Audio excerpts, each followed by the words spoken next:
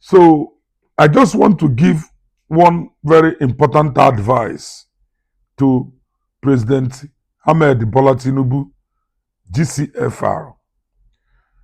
I know you are a very, very special person, a man that God actually find interesting.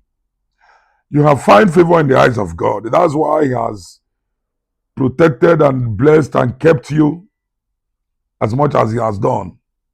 You have governed Lagos for, you were once a senator. You have felt oppression from Abacha, and you have governed Lagos as executive governor for 8 years.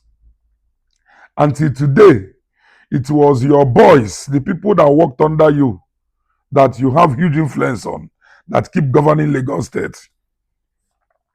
So there is no doubt you are a very, very worthy son of Lagos, of Yoruba land.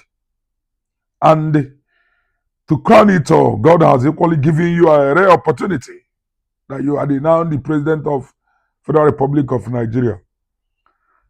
I want to advise you, based on my experience in this country, tread with caution. Do not allow yourself to be used as a scapegoat, Mr. President.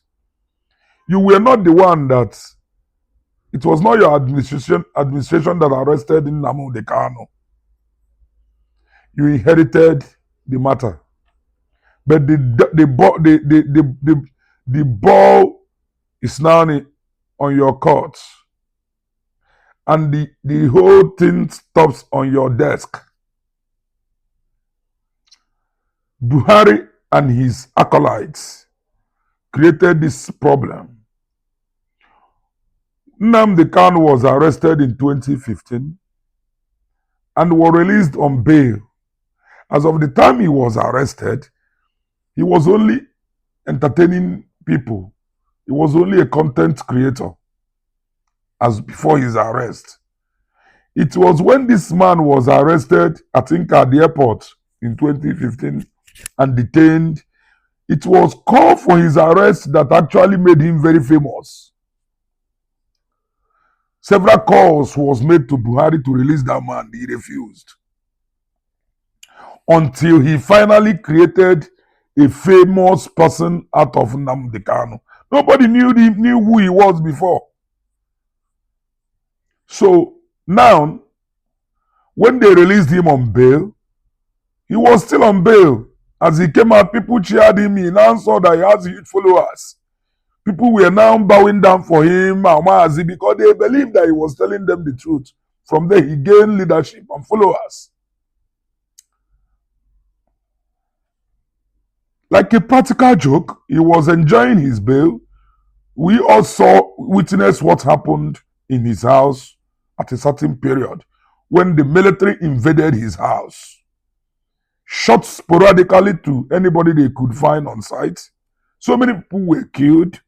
I think it was at the process that Nnamdi Kanu lost his both parents. To me, I thought he was killed that day. I was actually not sympathizing with him, even if he had been killed that day. In fact, I have to stake money with somebody in my village that the man will never be seen again, that I believe the military might have killed him and threw away his corpse. To my greatest surprise, I never knew that man escaped from there. Eventually, when the man was not heard from, there was rumor underground that he was alive. People like me never believed he was alive. But when he finally emerged, after like a year and 7 months, it now happens that the people who happens to be his followers, because they have lacked leadership of that Mazen Nnamdi Kanu, because when he was leading them, his followers was not misbehaving. There were no kidnapping in the southeast. There were no violence in the southeast, in which we have been experiencing in recent time. It was when the man when they tried to kill the man that he ran away, his leaders went disarray. And now they started misusing whatever arsenal they could find among themselves. So many criminals took advantage of the fact that Nnamdi Kanu is fighting for the so-called Biafra. And they took advantage of that because it started creating chaos and panic. Now it now looks like the federal government is also enjoying the whole crisis in the southeast because they were not, after the curtailing the insecurity, all the Igbos, prominent Igbos, could no longer go back to the southeast. What they did was to send army to Umuahia, to Owerri, to start now fighting. I don't know whom they say they are fighting there. There was chaos everywhere in southeast. So eventually, this Nnamdi Kanu was, they said that has been rearrested in Kenya, and they brought him back to Nigeria and kept him back in detention. Several calls were made to Buhari to release him. All the prominent Igbo leaders, elder Igbo people, those that have now joined their ancestors, went to Buhari in their numbers. They pleaded with that man. That man was watching all the Igbo elders and was giving them teeth, white teeth, but with real mockery in his heart. He actually mocked the Igbos. He mocked those elderly guys. He mocked us. So, eventually, Buhari tenure finished, because one thing I like about democracy is that you have an expiring date in that office. You will never be there forever. No matter how beautiful that office is, you will surely live there one day. You will surely leave that place one day. Now, Buhari time comes, he left. He never knew, with the way people were doing to Buhari, he never knew he would leave as a rock. But he finally left, and now he's diseased.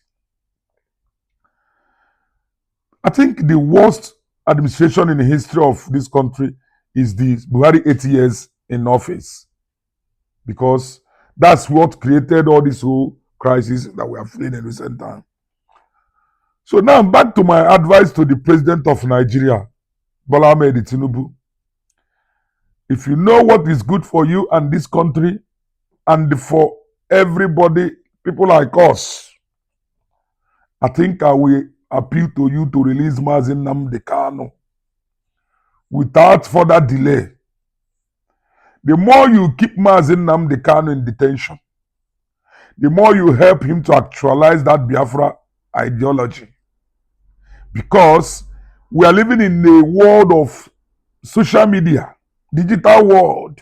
It's not like it was used to be in the 60s or the 70s, where only a few privileged organizations can report the event that is going on. The whole world is watching you, Mr. President. The whole world are watching you. They're watching. And don't think they are not watching. They are watching. And remember that your politics in recent time is no longer suitable to power that be in the world. If you release Mazi Nnamdi Kanu now, you will become a hero of democracy in Nigeria, a hero of freedom of speech, a hero of democracy. But if you continue to detain Mazi Nnamdi Kanu in prison, you will surely receive a pressure from international community, including America. America will pressure you. Let me be specific. The reason why they will pressure you is that the Queen Elizabeth that used to go and influence their leaders to ignore the Igbos, they are no longer alive. She's no longer there. And the Prince Charles will not wear that influence on Donald Trump. And trust me, Donald Trump will surely come in defense of the Igbos, whether you like it or not. Donald Trump is gathering intelligence, and he will surely come for the Igbos. And you that is hobnobbing with the BRICS, You that is hobnobbing with the bricks, they will use you as a scapegoat. You will become a fall guy at the end of the day. So if you release Mazi Nnamdi Kanu now, you negotiate with him. Look at his demands, which is very logical. The marginalization of the southeast region. I myself, I am a witness to the marginalization of Igbo people.